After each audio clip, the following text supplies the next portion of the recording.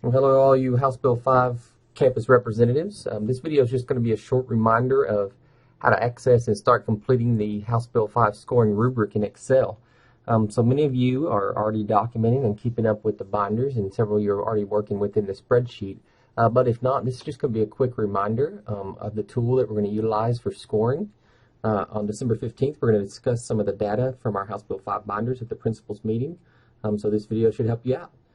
If you don't have the spreadsheet either through the CD that was provided in the House Bill 5 binder during the start of the year, or you haven't accessed it online, I'm just going to run through real quick.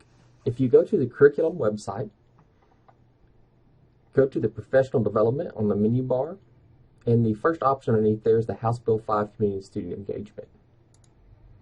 Here's all the information that's posted for the House Bill 5 coordinators. This should be everything you need to complete your tracking and documentation, including the instructions.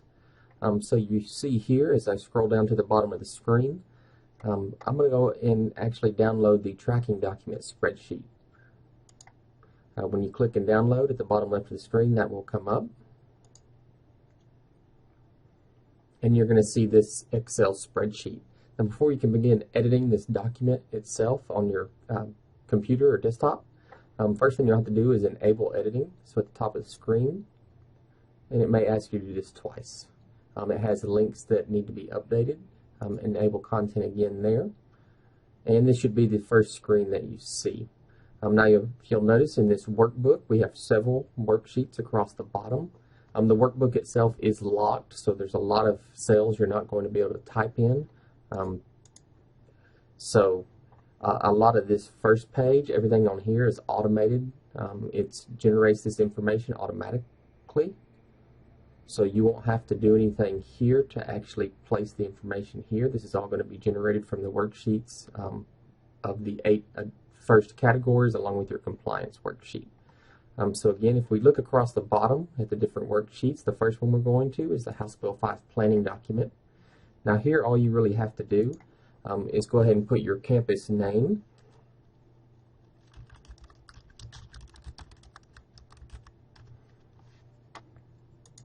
and then the name of the person or persons completing the document. And you'll see once you enter this information, it's going to place that directly onto your sheets, and you won't have to do that anymore. That information goes onto all the individual worksheets.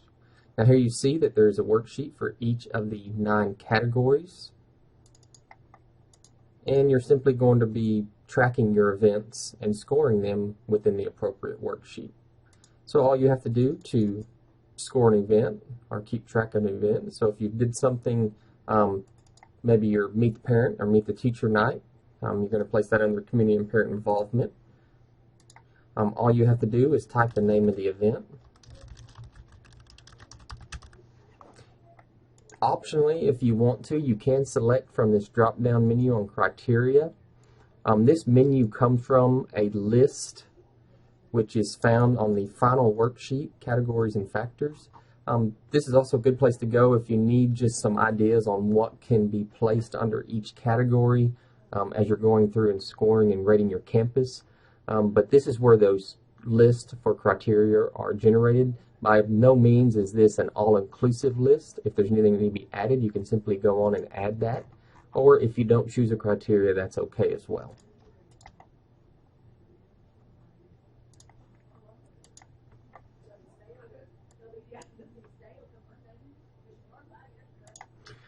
And then for rating, based on the scoring rubrics that you were provided, if you don't have those, they can also be found, again, on the website.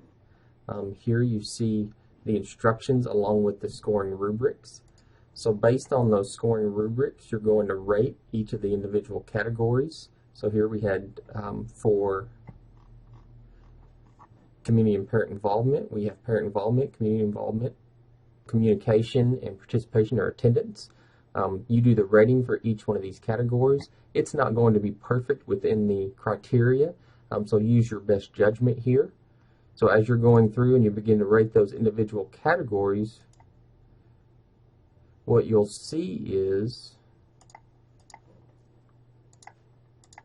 it will begin to develop your rating for the event, along with an overall rating, which also includes consideration into number of events that you've currently held on the campus.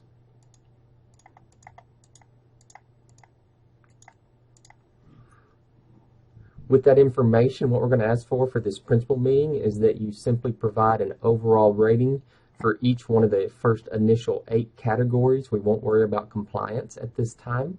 And you're going to submit that on a Google form that's going to be sent to you via email. And what you'll see is something like this. And all it's asking for is your basic rating per category, and then the number of events that you've currently held within each category. It's going to be a good conversation to see how across the district different campuses are doing different things. So I look forward to meeting with the principals on the 15th.